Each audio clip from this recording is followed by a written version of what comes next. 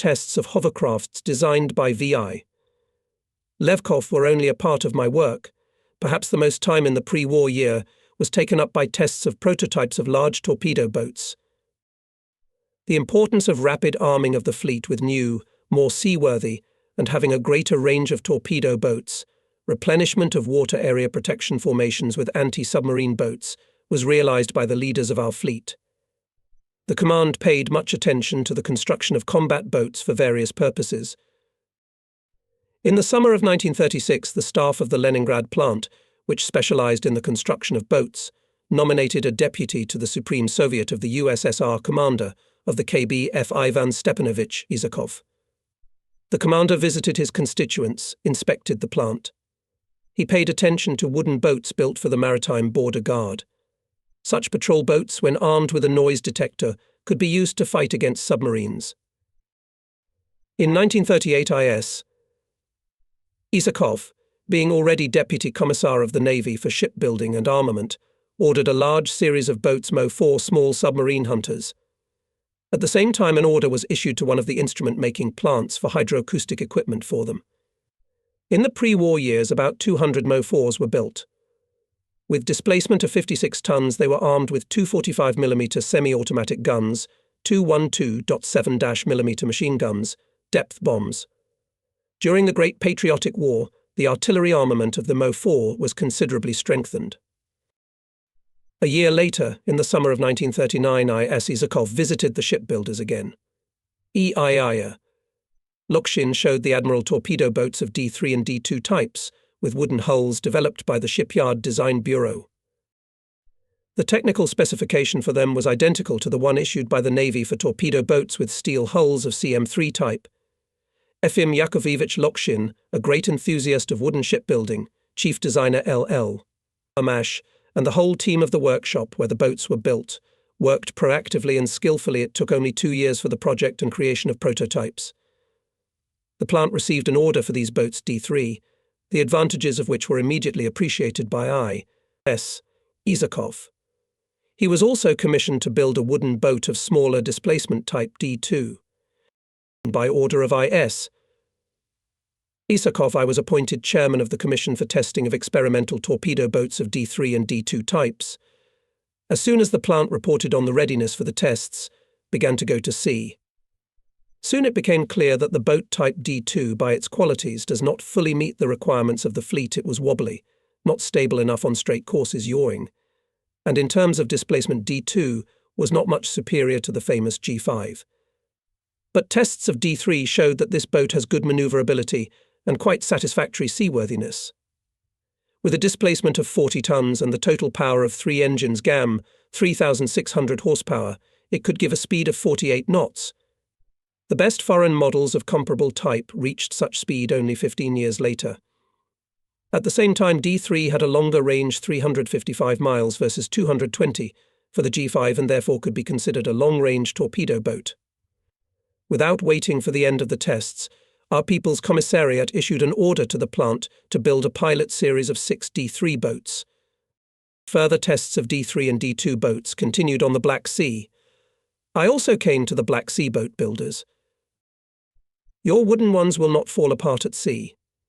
asked Comrade Andrei Mikhailovich Filippov, my old acquaintance and colleague. "Because we have experience in this part." In response, I told how much attention is paid to the quality of materials by boat builders and us, receivers. Wood is used only of the specified moisture content of certain species. Control is very strict. Once, when the moisture content of wood was higher than the norm, we stopped production. Efim Yakovlevich was out of his mind. The plan had been disrupted. Alexei Nikolaevich Krylov was invited to settle the dispute. The academician took out of a voluminous briefcase and spread on the table numerous notebooks, carefully studied the technical documentation for the boat D3, and then listened to both sides. "The timber must be of the right moisture content," summarized Alexei Nikolaevich. "But there isn't any." The director couldn't help himself. "It is necessary to have it," replied calmly the academician, and began to stow his notebooks. The prejudice against torpedo boats with wooden hulls and fears of the commander had their grounds. In the early 30s here was tested boat designer P. When calculating the hull were gross errors. The first trips to the sea very clearly showed the fragility of the hull structure. The plating separated, the water entered the boat. Only thanks to the efforts of the crew was able to reach the base. And here on the next outing, when the struggle with the incoming water started again, the hand of the motorist N. Saichev with a fluttering fish of rather decent size came out of the engine compartment. It turned out to be the last straw that overflowed the cup of patience of the commission that accepted the boat. The tests were suspended.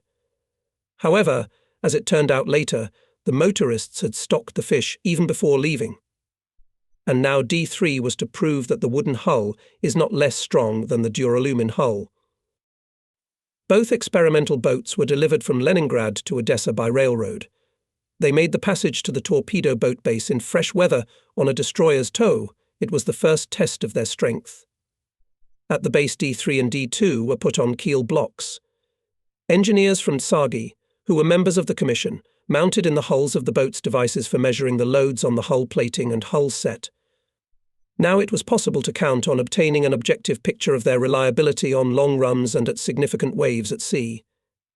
Sea trials of the boat were held simultaneously with the testing under a special program torpedo apparatus of a new design with onboard torpedo dropping device. Its designer F.V. Palaev and military engineer N. K. Surovov hurried me with its implementation. We had to make sure not only in the reliability of the apparatus at different wave strength and speed of the boat, but also to develop recommendations for its use. The tests of torpedo apparatuses took place in a special polygon, a section of the sea with relatively shallow depths. After practicing the firing of dummy torpedoes, we started the main thing, the firing of training torpedoes. Alas, as it happens sometimes when working with torpedoes, not everything went smoothly. They happened to sink.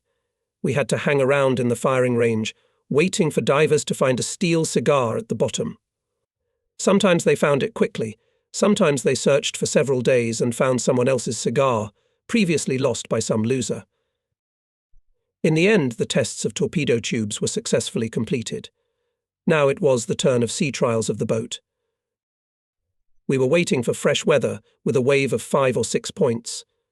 As luck would have it, the Black Sea was shining smooth under the rays of the hot sun, and the forecasts did not promise a change in the weather. I decided that it wouldn't hurt to check D3 in a big passage and at calm sea. And here we are on our way to Odessa. The engines are humming smoothly, the boat is rushing forward, leaving behind the stern a foamy whirlpool. All mechanisms and devices work perfectly. I mentally list the items of the program of acceptance of experimental boats tested torpedo apparatuses of a new design located on the sides, at a wave of 2 or 3 points accepted modes of full stroke. And now the test in a campaign at a range inaccessible for boats of G5 type. The passage passed safely. The Black Sea boatmen made sure that new boats capable of making long-range raids to the enemy's shores are coming to replace G5 boats of coastal action. And still the point of the program on testing in stormy conditions could not be closed. Finally, at dawn, I was awakened by a telephone call. The weather, comrade captain of the second rank, is just right. You'll have a good time tumbling on the wave. I heard the voice of the duty officer. There's already a notification for you. The support ship is getting ready. I dressed quickly and hurried to the pier. Tight wind blows in my face. Incoming buoy roars, announcing the storm. One look at the deserted, foaming sea, at the formidable waves of the surf is enough. The weather is just right for the tests. I decide not to wait for the support ship. It is slow and go out immediately.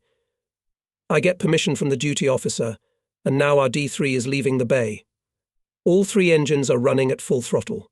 Boat Commander A. Shalnov acts skillfully, periodically changes the position of the boat relative to the wave as required by the test program. The boat overcomes a 5-point wave well, and the breeze is getting stronger. Shalnov shouts to me, perhaps, the wave is already 6 points. The storm is gaining strength. I look at my watch. It's already been an hour since the boat is going at full engine speed. Everything is all right. It's time to switch to the economic mode. But then I am touched on the shoulder. Why, Schnitzer, the responsible handler of the plant, asks me to go down to the engine compartment. A minute, and I am at the roaring engines. The motorist shows me the joint of the board plating and the bottom. I look closely, and at the first moment I can't believe my eyes. The plating is breathing.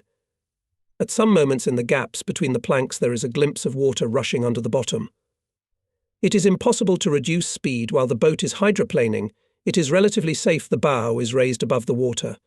It is only necessary to reduce speed. But you can't go full throttle either. The hull may be about to collapse. Run ashore. I reject that idea immediately. We have to save the boat. After all the tests will have to start all over again. And the boat was brought from Leningrad. The transfer to serial production of the D3, so necessary for the fleet, will be delayed. I jump out on deck, run into the deckhouse and stand behind the wheel. I take control. Slowly reducing speed. Engineers report from their compartment. Breathing. Breathing less. And finally, we're in place, all right. I sighed with relief. It means that we will reach the base at 30 knots. Now I remember that our cameraman, who is supposed to film the boat's progress on the storm wave, has not started working yet. Unfortunately, he did not fulfill the task. With the continuous blows to the hull of the 6-point wave, shooting was impossible. The boat safely reached the base and moored at the pier. The mood of all members of the commission is the worst. Are the skeptics right and the wooden hull cannot provide the necessary strength? No, I'm sure the designer's calculations are correct. But to find the cause of the accident, it is necessary to raise the boat on the wall. And the storm does not stop, preventing the floating crane to approach the berth. It's been 24 hours. Once again, the Black Sea summer sun burns the skin. D3 on the wall. We carefully examine the entire set of the hull, every centimetre of plating. There is a defect only in one place, the very place where the plating breathed. The defect is a production defect. The factory made a mistake during construction, not fastening the inner layer of plating with the hull set. And yet, holding only on the outer layer, 2-layer plating provided the strength of the hull at 30 knots, and even at 6 points. The defect was immediately eliminated, and I reported to Deputy Commissar of the Navy I. S. Isakov that the D3 long-range torpedo boat successfully passed sea trials. Ivan Stepanovich, who was at that time in the base, positively assessed the work done by the Commission, agreed with the conclusion that the boat should be adopted by the fleet, but scolded me for going out into the stormy sea without a support ship. Without wasting time, the Navy Commissariat issued an order for the construction of several dozens of D3 boats. At the end of 1940, the work was already boiling on the slipway. Unfortunately, in the spring of 1940, it turned out that the production of 1,250 horsepower engines, which were installed in accordance with the project on the D3 boats, had been discontinued. I had to carry out additional calculations and tests with motors of lower power. I was disappointed with the results. With 1,000 horsepower motors, the boats will not give more than 40 knots. The transfer of the first D3 boat to the Black Sea boat builders did not take long, and soon I left for Leningrad to continue the tests of Crocodile VI. Levkov. During the inevitable pauses in the work of a tester, I had to deal with the torpedo boat of the Komsomolets type, acceptance of which was conducted by N.E. Kavin and D.L. Blinov, almost not differing in displacement from the G5 type boats, which were manned by units in the fleets. Komsomolets had tube torpedo tubes, could carry more powerful anti-aircraft and anti-submarine armament. Unfortunately, during sea trials it showed serious shortcomings in maneuverability qualities.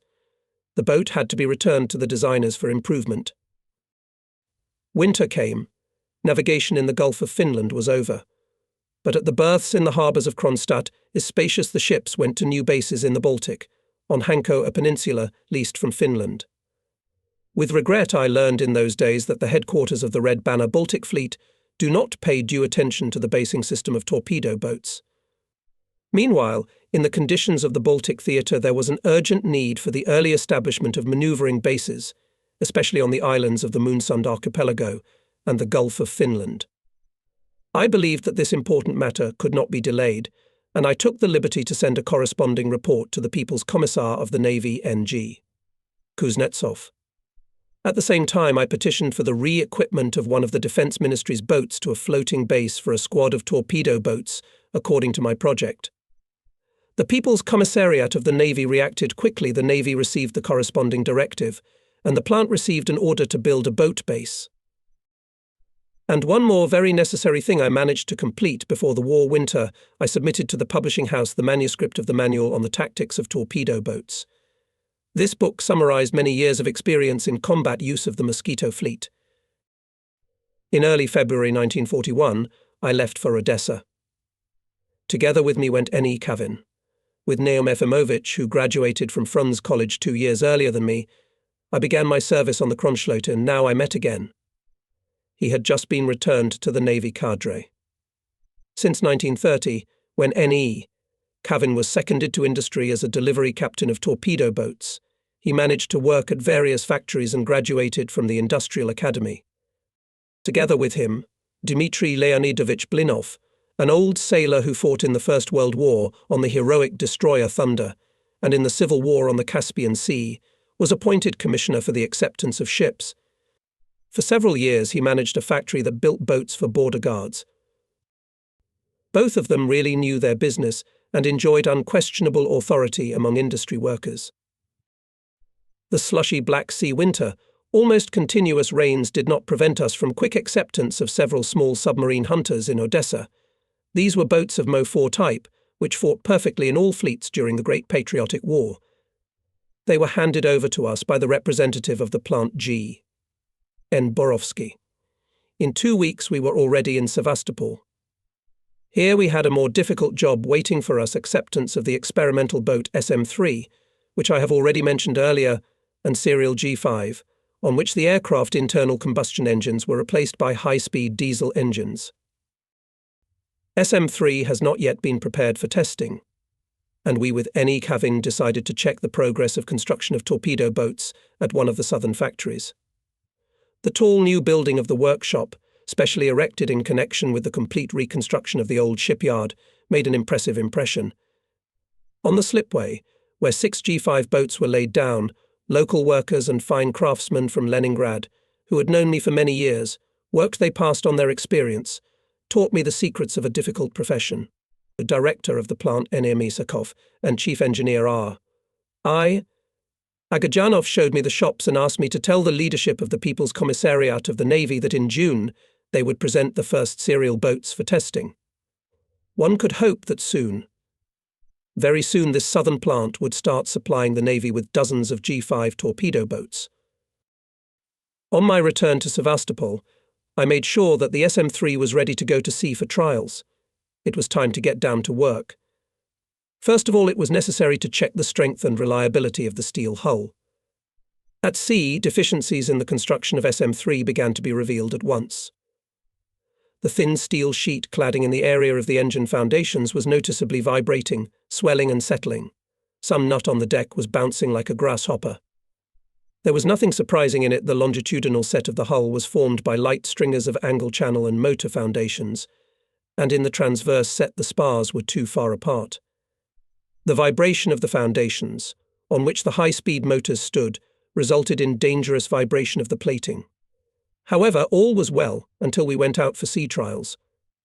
That's when the accident happened. At 42 knot speed, the hull, made of thin 4mm steel, cracked, and water began to enter the compartments.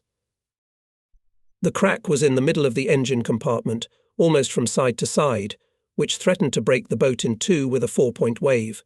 We had to slow down and turn on a course to the base. Fortunately, SM-3 had time to approach the mooring and the water inflow into the boat stopped. The tests showed that the SM-3 could not be recommended for serial production. However, the members of the commission decided that the boat could be used if the strength of the hull set could be increased by installing additional spandrels and stringers. This work was started immediately. We thought that SM-3 would become heavier, displacement would increase a little and speed would decrease, but it would become more reliable. And then the Black Sea Brigade would get one more long-range torpedo boat. It should be said that during the Great Patriotic War, both D3 and SM-3 were used for long-range raids to the coasts occupied by the enemy. At the end of December 1941, it was SM-3 of Senior Lieutenant I.S. Belousov that landed a reconnaissance group on Cape Chorda before the beginning of the Kerch-Feodosia operation. A few days later, during the landing, the same boat twice approached the Crimean coast near Kerch, diverting the Hitlerites' artillery fire. In June 1942, torpedo boats D3 and SM3 broke into Yalta Bay and struck the ships standing in the harbour with torpedoes and rockets, destroying a torpedo boat and a small submarine of the enemy. In August of the same year, D3 and SM3 distinguished themselves again, having sunk 2 landing barges of Hitlerites near Feodosia with torpedoes. Why were these boats used by the Black Sea Fleet Command to carry out strikes on enemy bases? Of course, because they were long-range boats seaworthy, with a large radius of navigation. It was difficult to use G5-type boats here. It was not in vain that our shipbuilders worked in the years before the war, creating new types of large torpedo boats. It was not in vain that we spent so much effort on their testing and fine-tuning. Having finished testing the SM3, I spent a few days at one of the factories, also switching to the construction of torpedo boats. Here they were just preparing to lay the first hulls. I knew that the situation was approximately the same at the plant in the east of the country. Consequently, in 1941 the Navy could receive only 6 G5-type boats, which were being built on the Black Sea, and several D3 boats of the Leningrad plant. Not enough. And the completion of the construction of boats in Leningrad, unfortunately, was delayed. It was necessary to carry out modifications for other, less powerful motors. It was crowded on the streets of Kerch on Sunday, June 22, 1941. But I did not have to think about rest on that day. We planned to go out to test another G5-type boat. We worked without days off. According to the long-standing naval habit, I came to the port at about 8 in the morning when the flag was hoisted. At the berth, the engines of the boat were humming. Motorists were preparing to go to sea. To my surprise, the always punctual Lieutenant Captain V.I. Dovgai, the commander of a separate detachment of boats of the naval base, who was to go to the trials, did not show up. Having listened to the report of the responsible surrenderer from the plant on readiness for the trip, I called the operational duty officer of the naval base headquarters and requested permission to go out. But the duty officer asked me to wait. I called again and again. The operative did not give permission. Finally, having lost patience, I called the chief of staff of the base and asked what is the matter after all. The test schedule is disrupted. Without explaining anything, the chief of staff said that he asked me to come to him. I called for a car and went outside the gate. Half an hour later, the MK arrived. Why did not come for a long time? I asked the chauffeur. The war, comrade commander, he says calmly, as if the event has long been known. That's why I was late. I was listening to Molotov's speech on the radio. Hitler attacked. Our troops are fighting everywhere. Sevastopol was bombed by the Germans. The chief of staff of the base informed me about the situation in the Black Sea Fleet. Air raid on the main base of the fleet Sevastopol did not bring success to Hitlerites. All ships are intact. There is no destruction in the city and casualties among civilians. The fleet began hostilities. Well, and you, I think, need to accelerate the testing of boats and transfer them to the fleet. Our brigade of torpedo boats finished captain first rank. Of course. In a day or two I'll set up the work. I'll entrust the acceptance Dovgayu and leave for Sevastopol. It is necessary to request orders from Moscow from the General Staff, and I am still transferring to the fleet SM3. Having agreed at the base headquarters on the organization of the boats for trials, the order of applications and provision, I returned to the port. G5 still went to sea. Thus, on the first day of the war, the first torpedo boat of the southern plant was tested, and the Navy received another unit. Dovgai acted confidently, competently, meticulously checked the boat on all points of the program. Therefore, I calmly entrusted him with further work on acceptance and left for Sevastopol. I did not leave the window of the car, looking at the familiar landscape of the steppe Crimea. And in Dzhankoy and Simferopol is quiet. It seems that nothing has changed.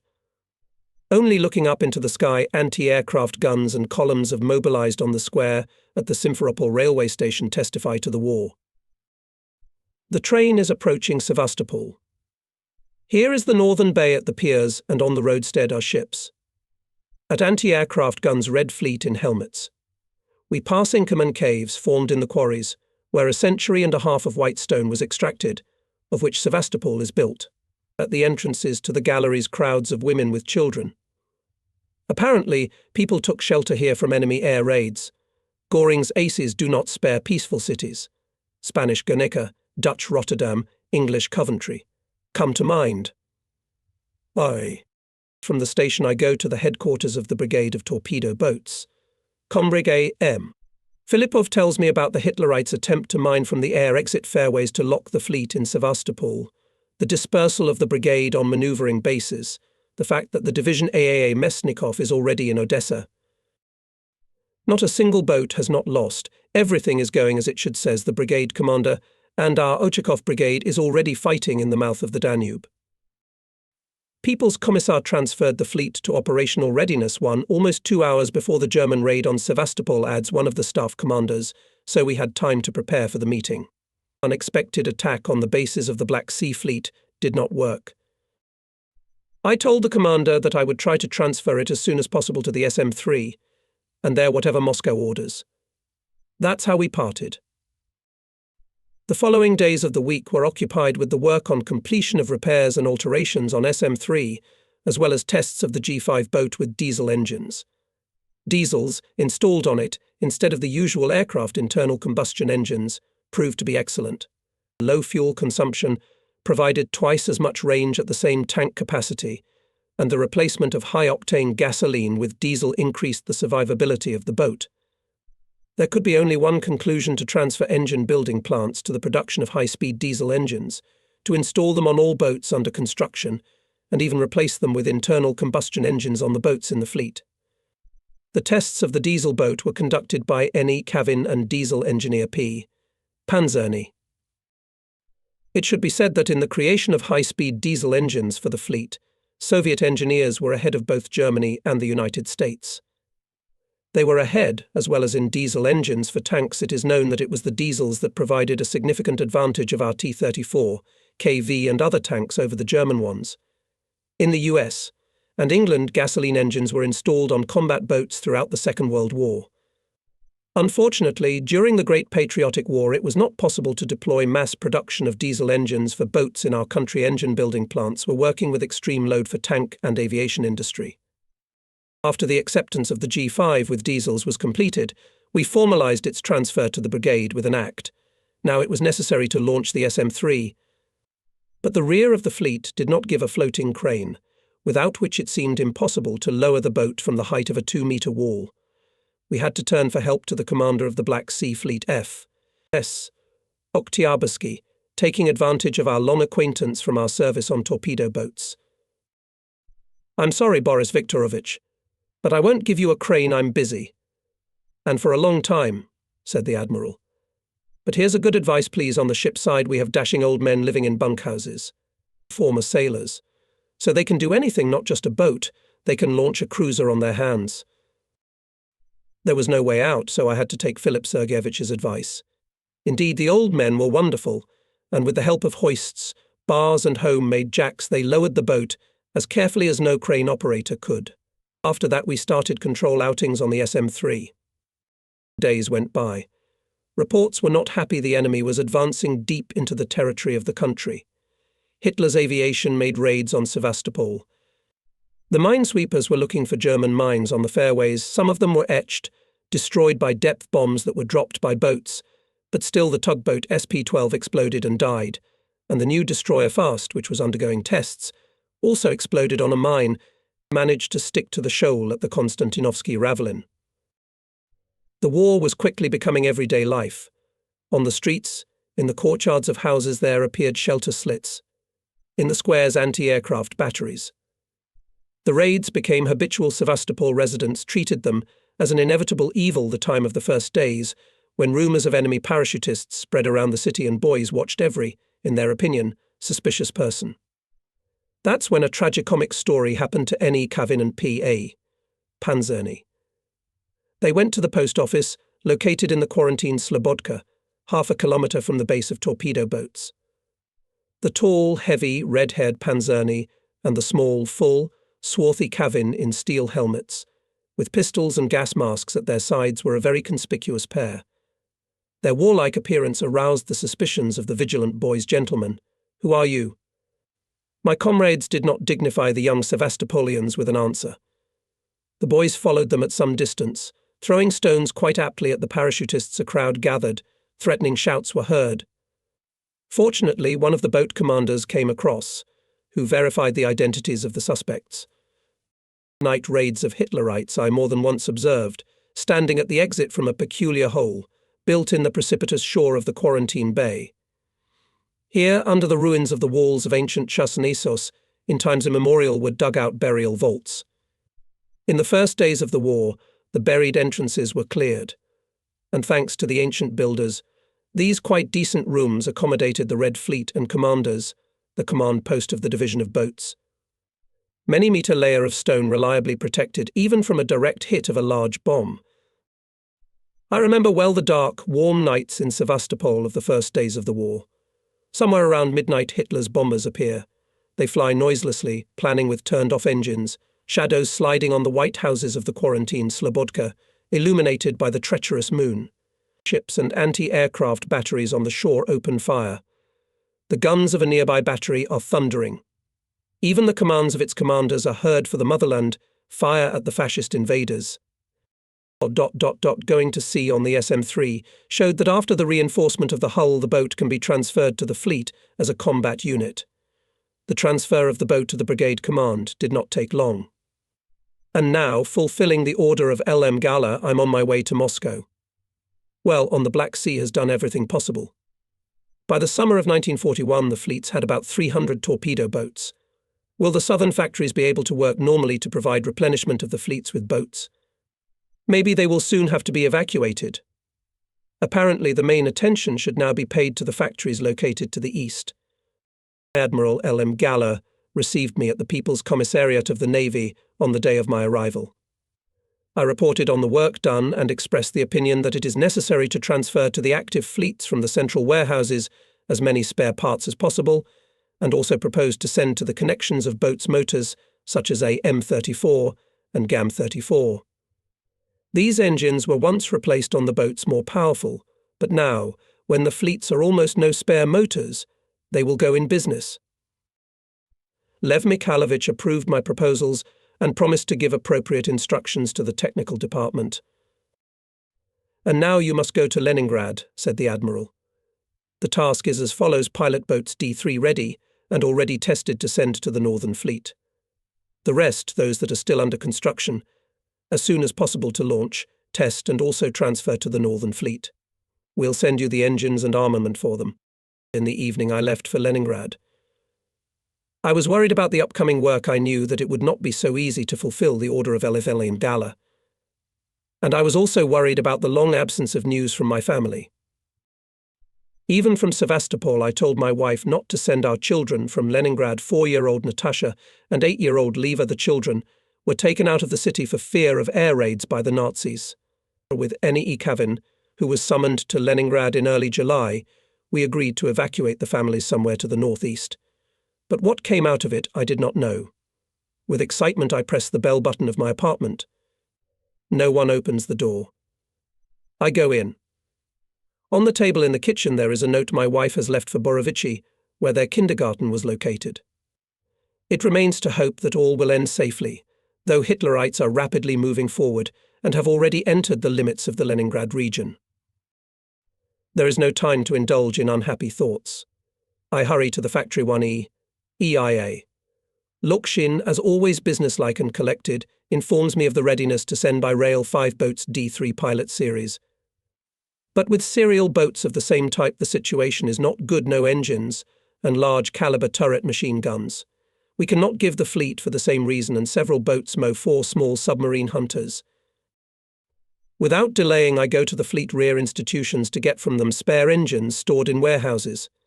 Since the time when I served in the Baltic, I know that there are motors perhaps less powerful than necessary in the warehouses. Unfortunately, it turns out that we can get only a few motors. The main technical equipment in 1940 was moved to the west to Libava, Riga, Tallinn. We managed to get a few motors in the workshops of the Marine Border Guard. Good. At least we have something. Now we'll be able to put a few boats into service, and there, by order of LM Gala, hopefully will arrive engines and machine guns. By evening I go to the Moscow railway station to see off the family of N.E. Kavin, evacuated from Leningrad. The train leaves late in the evening. A curfew is already in effect, and the waiting rooms are full of refugee women and children. They are all waiting for morning to go out into the city. Suddenly I see my wife and children. It turns out that they have just arrived with some echelon. Though they had to experience a lot of hardship while they were getting to the city, but I feel calm here they are near, alive and unharmed. In the first days of August, the plant sent 5 D3s to the Northern Fleet. Consolidated into a separate detachment, these boats became the only unit of torpedo boats of the Northern Fleet. Only in March 1943 the detachment received its first replenishment 4 D3s and 2 American boats of the Higgins type. In the first half of August, several more serial D3 torpedo boats and mo-boats were received. True, on some of the 3 prescribed motors had to be installed only 1 standard motor each and 2 less power without reversers. In addition, the missing large caliber machine guns were replaced by twin aircraft caliber 7.62 mm, as well as the Army DP-1. But it was impossible to send these boats to the north, and they became part of the Red Banner Baltic Fleet. In the second decade of August, the plant received engines, and large caliber machine guns. LM Gala fulfilled his promise. Day and night there were works on the boats. In the same days, on one of the boats of the D3 type installed a launcher for RS rocket projectiles, which later received the name Katyusha in the Army and the people. The tests were conducted in one day, and they were successful. This was not enough to make a decision to arm the D3 with eras. However, the factory had no launchers yet. The situation on the outskirts of Leningrad was becoming more and more alarming. Hitlerites were rushing to the city of Lenin.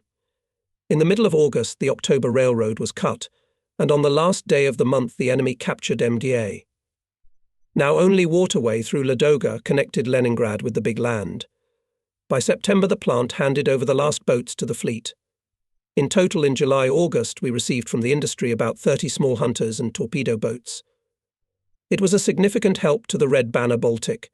We managed to finish the work in time the night raids of Hitler's aviation began, and then artillery bombardment. Lokshin informed me that he had received an order to start evacuation of the plant. In the middle of September, Admiral I.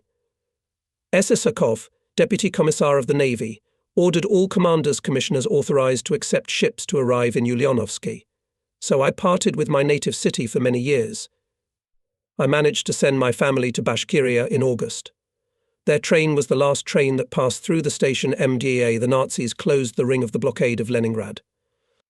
The way to Ulyanovsky was long. We got there more than a week by tugboat across Lake Ladoga, by car to Volkov-Stroy, by train to Yaroslavl, and from there by steamer down the Volga. In Ulyanovsky I was summoned by the head of the shipbuilding department of the People's Commissariat of the Navy, NV, Isachenkov. Now we'll talk about my report with a request to send to the active fleet, I thought. And I was not mistaken. Here is the report, which you submitted as soon as you came here, the Admiral began. As you can see, it has a resolution refuse you, Comrade Nikitin, are needed for a very important work here in the rear. Do it, we'll think what to do with you next. Ships should be built here, in the east, in the Volga region, in the Urals. And NV. Isachenkov told about the evacuation of the southern shipyards, the shipyard where E.Y. Lokshin worked, from Leningrad, about the government's decision to allocate several enterprises in the rear to deploy on their basis the construction of torpedo, anti-submarine and artillery boats. I received an order to go together with N.E. Kavin to these plants, to make a report on the state of affairs and together with the management of the enterprises to develop proposals on how to better deploy serial production. But before that I had to take some big submarine hunters to the Caspian Sea. This work was being done there now by N.E. Kavin. A few days later I was already in Baku. In the port at the moorings stood big hunter's bow. Narrow steel hull with raised bow made them look like small destroyers. Armament bow consisted of 85mm gun on the tank, 2 large caliber machine guns, and large depth charges in bomb throwers at the stern. Hydroacoustic stations were not installed, as the equipment had not yet passed even the initial stages of testing. However, in conditions that did not allow to transfer large hunters neither to the Baltic nor to the White Sea, they were not needed as anti-submarine ships. They were to become tanker fleet guard ships to provide air defense during the passage along the Caspian Sea from Baku and Krasnovodsk Kestrakan. But 85mm cannon could not fire at planes because of the small elevation angle, and machine guns were ineffective. Therefore, without interrupting the tests, Kavin and I addressed a letter to L.M. Gala, in which we proposed to install on the big Hunter's 37mm anti-aircraft machine gun and another large-caliber machine gun. We believed that this should be done, even if we had to remove from the boats large-depth bombs. Deputy Commissar immediately accepted our proposals and gave appropriate instructions. Work on strengthening anti-aircraft armament on the Hunters began immediately. By the end of December 1941, all the boats were transferred to the Caspian flotilla. In the following months, they accompanied tankers with liquid fuel on the Caspian Sea and Volga, participated in the Volga flotilla in the battles near Stalingrad. The work assigned to me was finished, and with the permission of Admiral L.M. Gala, I left for Ulyanovsk. From Baku by sea and further from Krasnovodsk through Tashkent to Orenburg by railroad. From Orenburg through the steppes, which once marched the peasant army of Pugoshev, on horses I reached the city of Meluz in Bashkiria. Here lived in the evacuation of the families of commanders from the Navy Admissions Office, including my wife and children. It was a great joy to meet the new year 1942 among my relatives. The radio brought news about the defeat of the Germans near Moscow, about the successful Kerch Feodosia landing operation. After staying in the family only a day, I left for Ulyanovsk. From here began our trip with N.E. Kavin to the factories, which received the task to begin construction of combat boats. We had to familiarize ourselves with the work of design bureaus, where the boats were design bureaus. First of all, we decided to meet with the designers working on the projects of small submarine hunter and torpedo boat in a unified hull. The idea to build combat boats of these classes in the same hull was born in the pre-war year. Then N.E. Kavin and I submitted a detailed report to Admiral L.M. Gala, Deputy Commissar of the Navy. Lev Mikhailovich supported the proposal. The Industrial People's Commissariat was given the task to develop designs for boats in steel and wooden hulls. Only armament was to distinguish an anti-submarine boat from a torpedo boat. Unfortunately, the design and construction of prototypes could not be completed before the war. Now evacuated to the East, design organizations hastily completed the work started. In the Design Bureau, which we visited first, a torpedo boat and a steel-hulled hunter were being designed. The results of the SM-3 tests on the Black Sea were not known to the local developers, and our story about the experience gained and insufficient strength of the steel hull set of this boat came at the right time. Design works for the rear plant, which launched the construction of river-armoured boats, were also carried out here. At the same time, at the suggestion of Vice Admiral Y.F. Rule, began construction of marine armoured boats in Leningrad. Artillery boats, very necessary for river flotillas, as well as for such fleets as the Baltic and Black Sea fleets, for action in coastal areas, were built by the factory evacuated from Ukraine. Despite great difficulties with equipment, provision of materials, housing for workers and engineers, the Ukrainians worked admirably. We came to the conclusion that by spring the plant, as planned, will give the front combat boats. Leningraders were also doing well at the new place. It was pleasant to learn from E.Y. Lokshin that the plant had successfully overcome the initial post-evacuation difficulties and was increasing the pace of construction of D3 torpedo boats.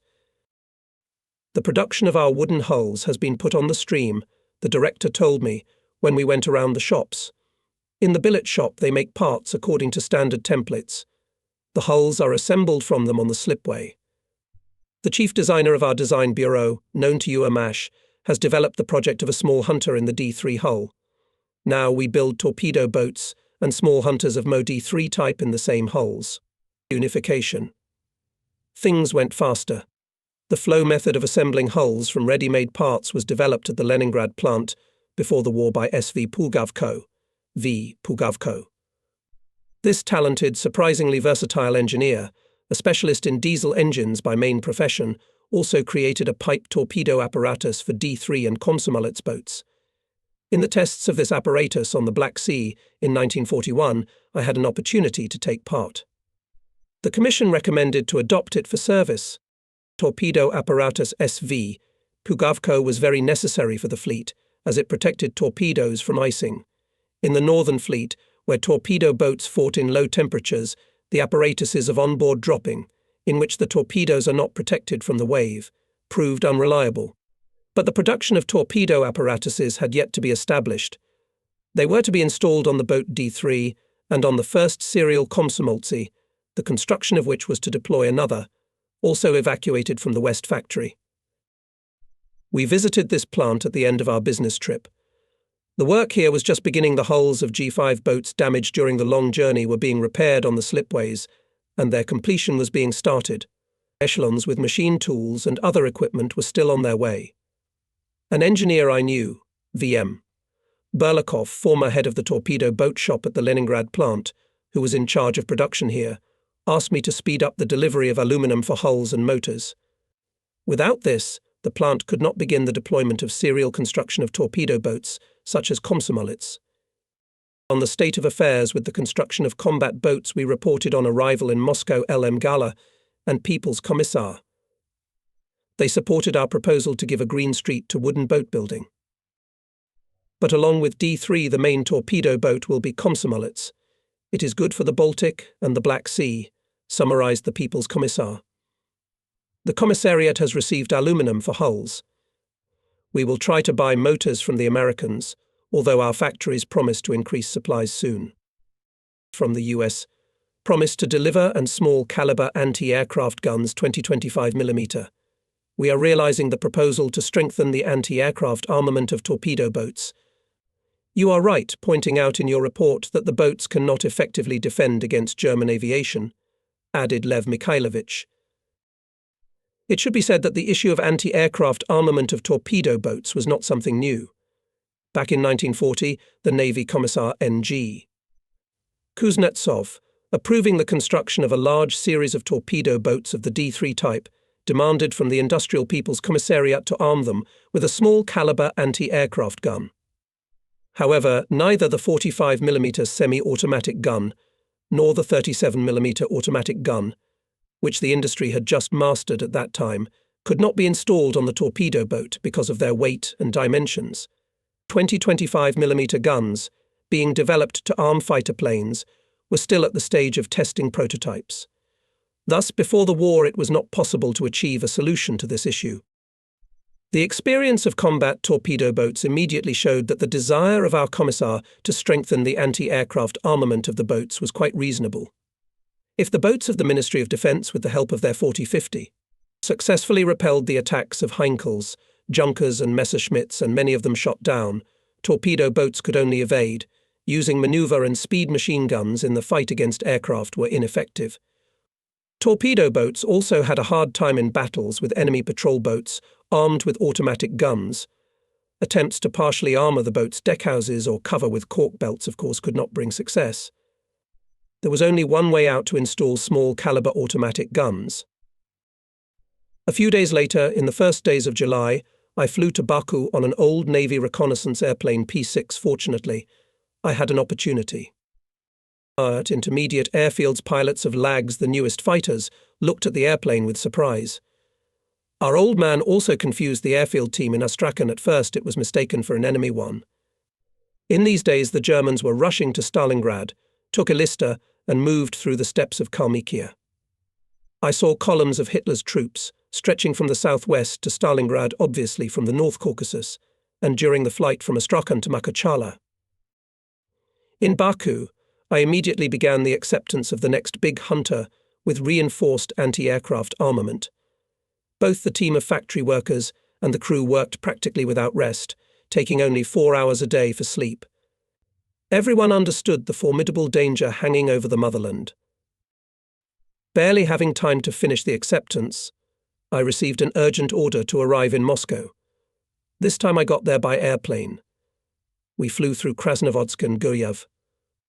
At the General Staff, I learned that I was included in the commission for testing of the Guard's RS mortars on armoured boats of the Volga flotilla. I have already written about the tests of RS-30 on the boat D3 in the fall of 1941 in the Gulf of Finland. They gave positive results. I also knew about the tests of rocket launchers and recoilless dynamojet guns, the so-called DRS, on torpedo boats of the Black Sea Fleet, conducted in the second half of the 30s. In his time, the development and testing of these new weapons was actively promoted by M.N. Tukhachevsky. Unfortunately, despite the positive results, the work was terminated and RS-30 and other types were not adopted by the Navy and Army. With the beginning of the Great Patriotic War, our industry quickly mastered the production of rockets RS-30 and RS-82. Guards mortars, lovingly nicknamed at the front Katyusha, demonstrated high combat effectiveness in battles on the fronts of the Great Patriotic War near Moscow and Leningrad. Now, almost a year after the baptism of fire of this new type of weapon, it was necessary to test the possibilities of its application on armoured boats. Tests of serial armoured boats armed with rockets were held under the direction of the Chief of Staff of the Volga Flotilla, Rear Admiral M. I. Fedorov in the upper reaches of the Volga. The launchers for RS-30 M13 and for RS-82 M24 were placed on tank turrets, from which 75mm guns were removed. The launchers elevated above the low-sided boats somewhat impaired their stability and maneuverability, but within acceptable limits. The tests were successful, and soon the Volga flotilla, and then the fleets, primarily the Black Sea, received armoured boats with formidable weapons.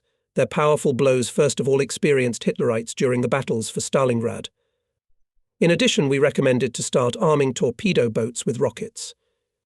The Commission proposed to do this, believing that boats with rocket launchers will allow to strengthen the attacking groups when striking at sea against enemy ships and provide powerful fire support during landing operations and assistance to the seaside flank of the army. There was already experience of such use. The Black Sea, on their own initiative, manufactured launchers for 4 RS-30 shells and mounted them on 3 torpedo boats. These boats successfully operated in battles with well-armed artillery boats and fast-landing barges of Hitlerites, which had 75 and even 100mm guns. By the end of the summer of 1943, on the Black Sea, from the first boats received from the industry, with M13 rocket launchers formed the first detachment. He joined the 2nd Brigade, which was commanded by Captain 2nd Rank V.T. Protsenko. This allowed gunboats to make powerful strikes on the troops and fortifications of the Nazis on the coast and successfully act against their ships during the fighting for the liberation of Novorossiysk, and the Kerch-Eltigen Operation.it was July 42nd year. I had just returned to Moscow after completing tests of rocket launchers Fleet Katyusha on armoured boats of the Volga flotilla. I had to report the results to Admiral L. M. Galla, Deputy Commissar of the Navy. Lev Mikhailovich received me in his office in the Commissariat building. Admiral came out from behind the desk and took a few steps towards me. That's how he met everyone, regardless of position and rank, said hello and warmly congratulated me on my award, the Order of the Red Star. A day earlier it was handed to me in the Kremlin by Mikhail Ivanovich Kalinin. Thanking for the attention, I reported to Lev Mikhailovich that the launches of rockets were successful. The Commission, in the work of which I took part, recommends to arm armoured gunboats and torpedo boats reactive mortars M13 and M1024. Soon I went again to one of the factories where torpedo boats were being built. It was necessary to find out how the designers and manufacturers were prepared for the installation of imported engines due to the fact that our engine building plants completely switched to products for aviation. The boats were to be installed in the United States Packard, engines with a capacity of 1,150 horsepower. On the delivery of these engines were able to agree even in the first visit to the USSR Harry Hopkins, personal representative of President Franklin D. Roosevelt. Having successfully and in time completed the business program of the trip, I returned to the capital. And here I am again at LM Gala. I report on the successful progress of construction of torpedo boats, small submarine hunters and armoured boats. As always, Lev Mikhailovich understands everything with half a word. He is sensitive to everything new and progressive. It is surprisingly good to work with him. Letting me go, the Admiral said that I should refrain from long trips. I will be needed soon. The meaning of this order became clear a few days later. The Admiral announced that I was included in the group of officers of our commissariat for a trip to the United States. Lev Mikhailovich explained that it is to receive from the Americans ships, weapons and equipment. All this will be delivered to the USSR under the law on Lend-Lease, that is, by loan or lease. A group of the People's Commissariat of the Navy will be part of the USSR State Procurement Commission. Everyone is going with their families. The business trip will be long. "Where is your family?" asked the Admiral. I answered that in Bashkiria. "Well, I think that 10 days will be enough for you. Go to get your wife and children and get ready for the long journey."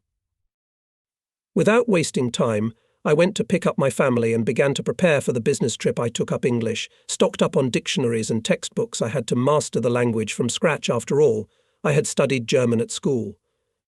And of course, I tried to get as much information as possible about the upcoming work. In the Department of External Relations of the main staff of the Navy told me that for the USSR in the United States are being built several large minesweepers, small submarine hunters and torpedo boats. The number of ships to be transferred to us is still unknown. The term of transfer is 1943. Accepted boats will be delivered to Murmansk and Arkhangelsk on transports, and minesweepers will pass independently.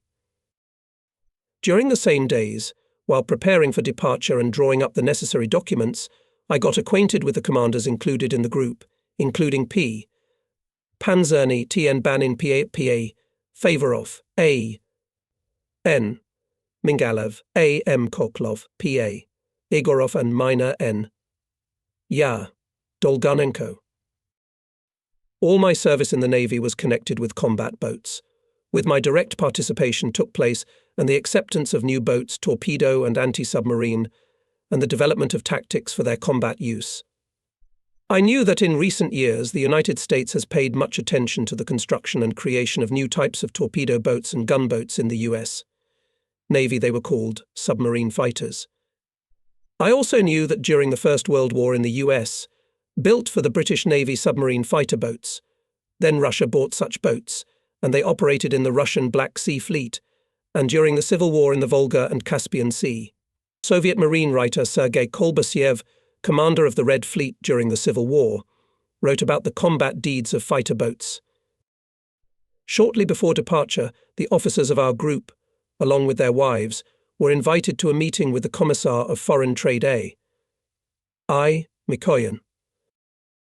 Anastas Ivanovich came out to us together with the Commissar of the Navy N.G. Kuznetsov. In the pre-war years, A.I. Mikoyan visited the States, new American industrial and commercial circles. We all listened with interest to his story. In a relaxed conversation, Mikoyan gave some practical advice, emphasized that the Americans are inherent in business, scope and enviable accuracy in the implementation of commitments. All this should be taken into account both in business communication and in personal contacts. A word is not a sparrow, said the People's Commissar, so one should think before promising something. But if you promised and agreed, then fulfill it strictly. He especially emphasized the importance of fast and timely deliveries to the USSR from the USSR, the need to link them with the timing of convoys across the Atlantic. Anastas Ivanovich advised our wives to help their husbands in everything, to work in the Soviet missions in the US, if possible, but not to the detriment of raising children. Continuing the conversation, the People's Commissar explained in detail the procedure for placing children in schools. Then N.G. Kuznetsov wished us success in our work and said a few words about the importance of the work assigned to us. And now came the day of departure. The train moved ahead was a long way to Vladivostok, sailing across the Pacific Ocean to the shores of America. From the station loudspeakers sounded Leviton's voice. The Red Army began the offensive in the Stalingrad area. Day by day the train is going eastward. In Perm, at the station, I hug my brother Vsevolod and his family. Back in the fall of the 41st they were here, having left Leningrad with their factory. We rejoice at the victory on the Volga, and once again we experience the pain of loss somewhere in Zadoniy, on the outskirts of Stalingrad. My brother Victor was missing in action in 1942. Another brother Vladimir died near Kandalaksha. In the battles near Peterhof fell the son of the elder sister, our nephew Alyosha, a student of the first course of the Military Medical Academy, just a boy. We remember our friends and relatives who did not survive the blockade winter, Konstantin Alexievich Shilov, our common friend who died on the Baltic. The train slowly picks up speed. For a long time I stand at the window, looking at the harsh and majestic Ural landscapes. I can't help thinking about my future work. Will everything work out somehow? Yes, everything would be much clearer if I was going to the active fleet. For example, on the torpedo boats, with which my whole life is connected. The road, the very life of the wagon life, was conducive to acquaintance. I soon made friends with fellow travellers, especially with officers from the North Sea of our group. The division commander M.A. Milol, his deputy in the political part 5. M. Kulakov, chief of staff E.A., Komarov commanders. A. Commanders of minesweepers A.M. Savovich V.A., Babanov V.I., Shumilov, V.P. Morozov A. Lisov had combat experience of 1.5 years of war in the harshest conditions of the north. They were to take command of minesweepers, which the Americans pledged to transfer to the USSR. Once we are gathered in one of the compartments and MMN. Mole, in the recent past an officer of the staff of the Northern Fleet Water Area Protection, tells about the combat affairs of torpedo boats D3. With interest I learned details about the battle on September 11th, 1941, in which MN Mole took part. On that day 2 D3s A. O. Shibelin and G. K. Svetlov brought down an enemy transport and a destroyer in Varenja Fjord. And after all, the Hitlerites had 3 more patrol boats, each of which had automatic guns of 37 and 20 mm caliber. 4 days later our gunboats Polyakov and Kapilin sent to the bottom 2 Hitler's transports. Of the two, the Germans' patrol boats had nothing to protect, adds A. Komarov. Sank transport and in October Shabalin torpedoed. It turned out that it was almost a regiment of huntsmen heading to Petsamo. We didn't go to sea in winter storms, engines were worn out. They repaired it by their own efforts. We repaired and patched the hulls, recalls V.M. Kulakov. Mechanics had a hard time, there were no spare parts. Interrupting each other, the commanders tell about the combat affairs of Mo 4 and D3 in 1942, about the single combat of small hunters with Hitler's planes, about how torpedo boats A. Kuksenko and B.F. Zimchenko sank an enemy submarine. F. Zimchenko. Behind conversations, stories about peaceful years and harsh trials of the war years, thinking about our future work in the US, time passes unnoticed. The train crosses the Urals and rushes across the expanses of Siberia. We pass Irkutsk. 2 centuries ago, this is where the explorers started their voyages that led to the shores of the Pacific Ocean. The way to Yakutsk and Okhotsk, to Kamchatka and Kurils, and finally to Russian America once started from this ancient Russian city. In Vladivostok, we had to wait 2 weeks for the transport that was to take our group to San Francisco. We decided to use the waiting days to meet with Pacific boatmen. We had to share with them the experience of combat use of torpedo boats in the North and the Baltic to learn their needs, which perhaps we could take into account in the United States. The Brigade of Torpedo Boats is commanded by Alexander Vasilievich Kuzmin. In the year of my first trip to the Pacific Fleet, he was a commander of a torpedo boat. Now he is already a famous boatman. The author of the book notes on the history of torpedo boats, popular in the Navy before the war. Neither he nor I, of course, could not know that in 2 years, in 44th, I will become the commander of the Soviet Brigade of Boats in Miami, and Kuzmin will head the Northern Fleet Brigade of Torpedo Boats, formed in large part from delivered from the United States Higgins and Vopper. Alexander Vasilievich willingly accepts my offer to meet with the brigade commanders. My guys will listen with interest to those who have already smelled gunpowder, says the brigade commander. You see, soon it will be 2 years in readiness, and it's not easy. Reports on transfer to the active fleet attack me continuously. What can I answer them? You have to serve where you're ordered. Admittedly, I myself would not mind. Talks with the personnel of the brigade went well. MN Mole shared the experience of combat use of torpedo boats and small hunters in the Northern Fleet. I told about the remarkable deeds of the Baltic, my students S. A. Osipov and V. A. Osipov. A. Osipov and V. P. Gumanenko, former Pacific pilot I.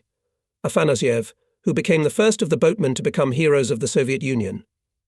The leader of our group, engineer captain of the first rank P. A. Pantserny, engineer captain of the third rank T. N. drew special attention of the Pacific Ocean crew to the necessity of excellent knowledge of the equipment, ability to repair all the equipment of the boats by their own efforts.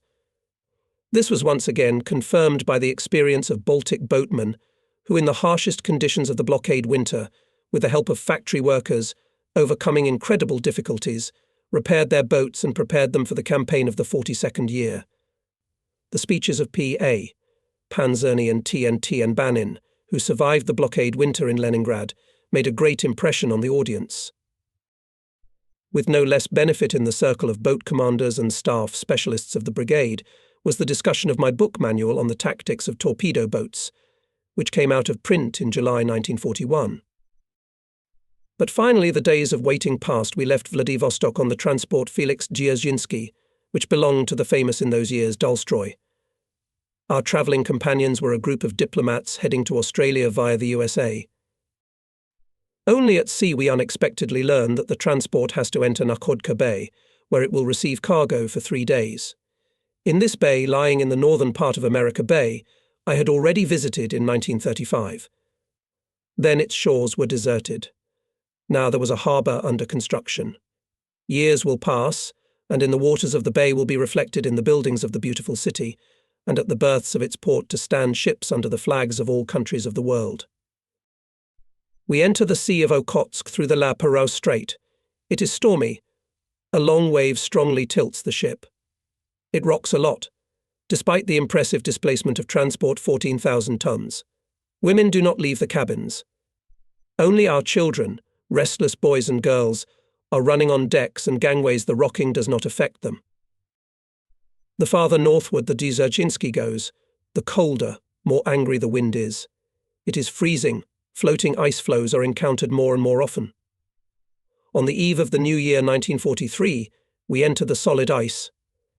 For several hours our captain tries to get through by his own forces to the port of Nagevo, but fails. We need the help of an icebreaker. So at sea we meet the new year.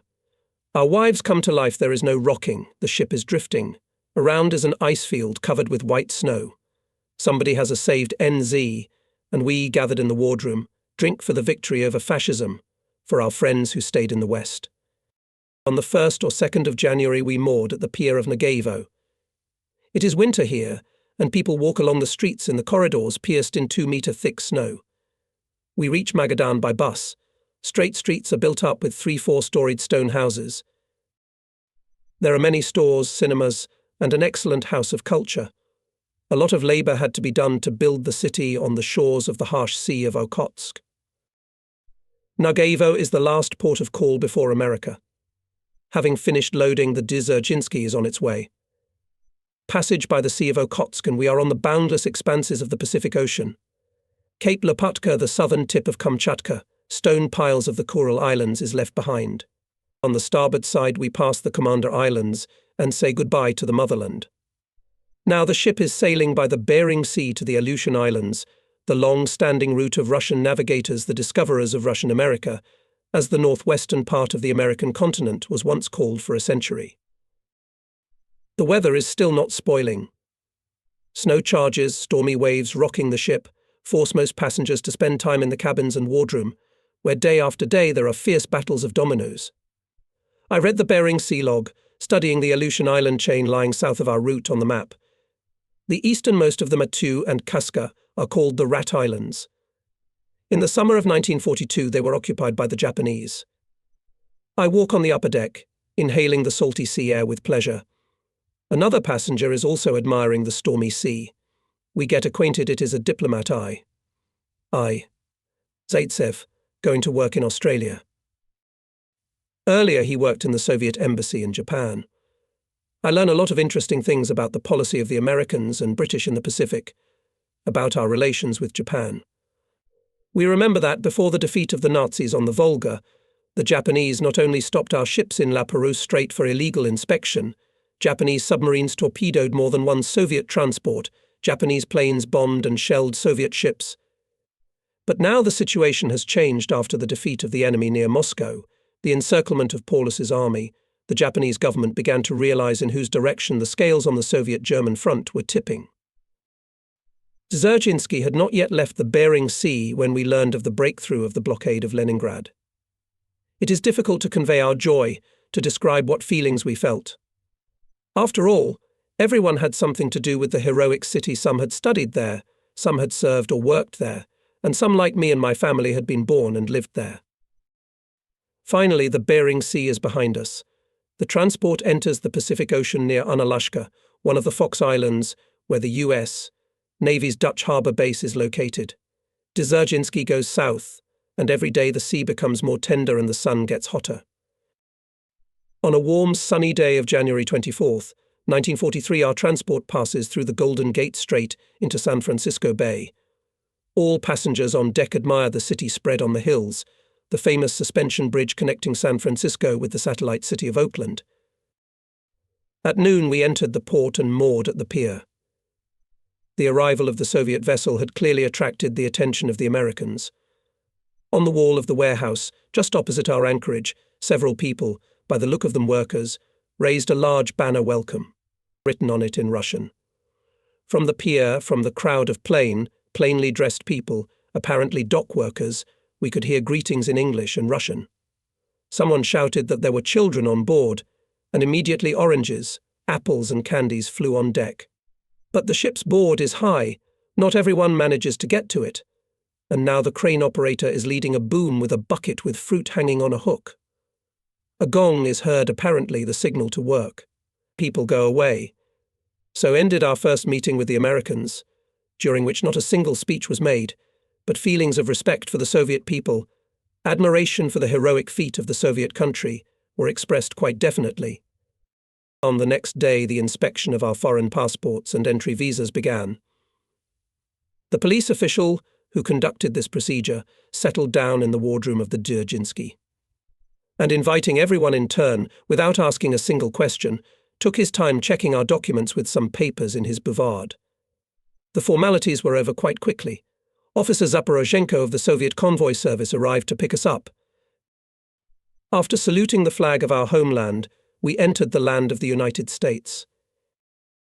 Before leaving for Washington, where the leadership of the Soviet Procurement Commission was located, we were to spend a few days in San Francisco to familiarize ourselves with the shipyard of one of the shipbuilding companies. We were to inspect the ships being built there, some of which were destined for the USSR. This was our first assignment. The hotel where we were brought by Zaporozhenko turned out to be luxurious, almost the best in San Francisco. My wife and 2 children and I were assigned a 2-room suite.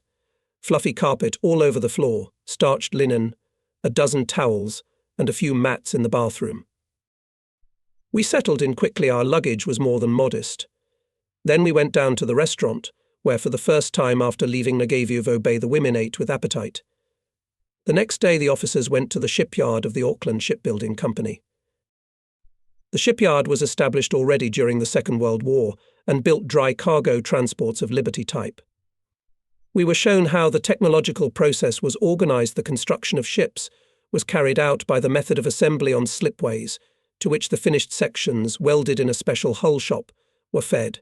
3 or 4 months after the first section was delivered to the slipway, the next Liberty left the shipyard. The clear rhythm of work and high organization were impressive. One of the engineers gave us explanations in Russian during the tour of the shipyard. It turned out that among the engineers of the Oakland Company there were many Russian emigrants who settled in California after the establishment of Soviet power in the Far East. After a tour of the shipyard, several Americans of Russian descent came up to us and asked us to talk about how their lost homeland was living. We did not sense any expressions of hostility. On the contrary, the emigrants admired and were proud of the successes of the Red Army, the victories at Moscow and Stalingrad. Meanwhile, our wives had time to buy everything they needed, from dresses for themselves and the children. To do this, of course, was not very difficult. Now our wives and children in their appearance quite corresponded to American standards. They were dressed tastefully, but modestly. It must be said that Americans, regardless of their social status, dress so as not to stand out, not to catch the eye. A year later, I was on a train from Washington to Miami. The car was a seated car with 2 or 3 dozen seats, rotating all 360 degrees. My neighbor was a handsome, very modest-looking elderly gentleman. He asked me who I was, with the usual American lack of primness. A conversation ensued. It turned out that the interlocutor had been before the revolution in Baku to the oil fields of millionaire Naval. Now he was on his way to Miami to see with his own eyes the oil field discovered in Florida, in the Everglades. Shortly before Miami, a neighbor handed me his business card. I read, Vice President of Standard Oil Company, Mr. But then I still noticed how this gentleman differs by his clothes from other passengers in his tie. There was a barrette with large diamonds worth $20,000. From San Francisco we went to Washington by train. The ingrowing into American life was not without amusing mishaps. On the road, one of the officers said that since we were abroad, it was necessary to tip. We decided to collect $1 per person for a day's journey. Thus, only my family had to pay $12, and our whole group more than $80. When we left the car in Washington, and one by one awkwardly, almost blushing, handed the Negro conductor his tips, he could not even say the traditional thank you, but only moved his lips, taking us, obviously, not for the overseas crees or for the crazy. Upon arrival in Washington, all the officers were invited by Rear Admiral M.I. Akulin, Deputy Chairman of the Marine Procurement Commission. He told us that we were to receive and send to the Soviet Union several minesweepers being built for us in the city of Tampa, as well as torpedo boats and rescue boats, which are supposed to be used as anti-submarine boats. I knew Mikhail Ivanovich Akulin as a specialist in the field of ship artillery, a man of great erudition, who had been more than once on government assignments in Italy, Germany, and the United States. I had the opportunity to meet him for the first time. The first impression, and it was confirmed in the course of further work together, was favourable. It was felt that this is a modest, energetic, and knowledgeable man. In the 30s, the Admiral had been to the USA on business trips and knew the country and its business world well. Later, I repeatedly had to hear from American naval officers reviews of Akulin. They spoke of him as a specialist with great respect, unanimously noted his personal charm and ability to conduct business. However, I soon became convinced of this myself. On the same day we talked with Akulin's deputy, engineer captain of the second rank V.I. Minakov, who headed the Marine Department of the Procurement Commission. It turned out that the acceptance of ships and boats handed over to us by Soviet representatives at the shipyards is not supposed to be carried out. In fact, our duties are reduced only to accounting of cargoes sent to the USSR, including boats. Such organization of work, imposed, as it turned out, by the U.S. Maritime Ministry, was absolutely unacceptable for us. Therefore, we came to the conclusion that it was necessary first to report on the current situation with the acceptance of ships under Lend-Lease for our fleet to Admiral L.M. Galler, and secondly, to appeal to the Americans with a proposal to authorize admission of our group to the relevant factories and shipyards for direct observation of the construction and testing of boats, as well as their acceptance. While waiting for the decision, I started to study the drawings of rescue boats transferred to the USSR, which were supposed to be used as small submarine hunters. Such boats were widely used in the British and American fleets to rescue airplane crews shot down over the sea. They had a wooden semi-gliding hull, 2 400-horsepower Hall-Scott engines, and 2 twin large-caliber machine guns. At the request of Soviet representatives in the United States, the Americans agreed to additionally arm these boats with a 20mm Ehrlichon-type machine gun and small depth bombs. But even in this form, the boats were far inferior in their combat capabilities to the Soviet small hunters of the Mo-4 type, and could hardly serve as an effective means of fighting submarines. Therefore, having studied the drawings, I proposed to ask the Americans to install on the boats at least the simplest hydroacoustic equipment to search for submarines, engine noise silencer, smokescreen equipment, another automatic Ehrlichon, and replace small depth bombs with large ones. All this required changes in the design of the hull of the boat. Admiral Akulin, having checked the technical feasibility of these changes, agreed with their expediency. Now it was necessary to obtain permission for corrections in the project from the responsible persons in the Maritime Ministry. February 18th, I left for New York to check the shipment to the USSR torpedo boats type Higgins. These boats had much in common with our D3, but differed in stronger armament in addition to 2 twin machine guns and 2 20mm automatic Oerlikon. With almost the same displacement as the D3, they developed less speed up to 42 knots. Higgins were loaded on the American transport, which was to go to Murmansk with the next convoy. The boats were not accepted by our representatives at the shipyards. The Soviet convoy officer only recorded the fact of shipment. When inspecting the boats, I immediately found significant erosion of the propellers. This meant that the propellers could fail rather quickly. Therefore, after my return to Washington and the corresponding report to M.I. Akolin, the Procurement Commission demanded from the American side to supply the boats with an additional set of propellers. In addition, I drew Akolin's attention to the fact that the Higgins are armed with torpedo tubes, from which it is impossible to fire our torpedoes. There is only one way out. It is necessary to buy American. On the supply of torpedoes, as the further course of events showed, to agree with the Maritime Ministry was not possible. Therefore, in the USSR, torpedo apparatus had to be removed and replaced by domestic. In general, the trip to New York was very useful and once again confirmed the need for careful acceptance by Soviet representatives received under the Lend-Lease equipment. Finally, permission was received for a group of Soviet officers to leave for the shipyard in the city of Tampa. Before leaving, I attended a reception at our naval attaché, Captain First Rank I. Egorichov, which he arranged for some senior officers of the Maritime Ministry. All of them are directly related to Lend-Lease deliveries to the USSR. This is my first contact with American officers. And now the train is rushing us south. White, sun-drenched towns, fields apparently, cotton plantations float past the windows. The names of the states Virginia, North and South Carolina, Georgia recall the events of the American Civil War. But all this is the distant past. First of all, we should think about the tasks of today. How will our relations with the naval commanders of the place? The American fleet has a lot of history. Knowledge of the stages of its development is essential for establishing contacts. The creation of a big fleet was proclaimed in the early XX century by President Theodore Roosevelt. He said that for the USA, the hour of realization of permanent control over the world had passed, and for this purpose it is necessary big baton the fleet. In 1909, by the end of Roosevelt's presidency, the US already had 20 battleships, which were the basis of dominance on the seas until the Second World War. The creation of the US Big Fleet was based on the theory of Admiral Mahan, a close friend of the president.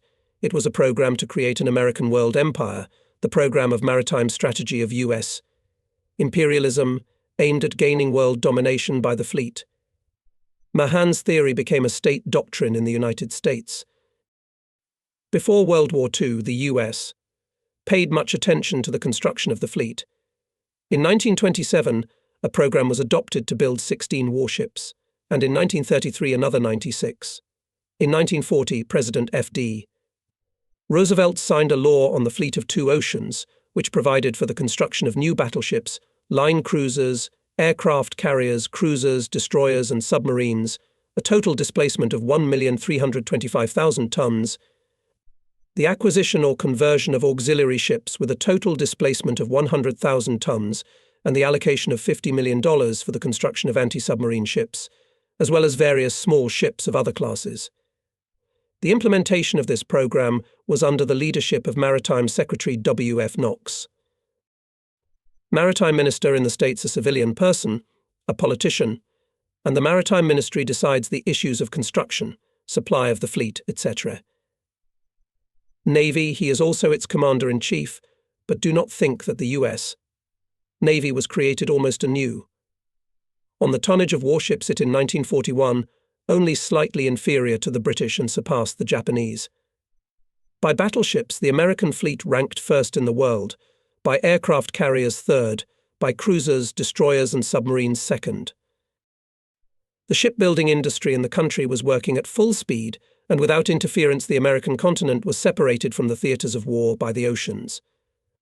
Already at the end of 1941, 15 battleships, 17 aircraft carriers, 48 cruisers, 271 destroyers, 73 submarines and hundreds of anti-submarine ships were being built simultaneously.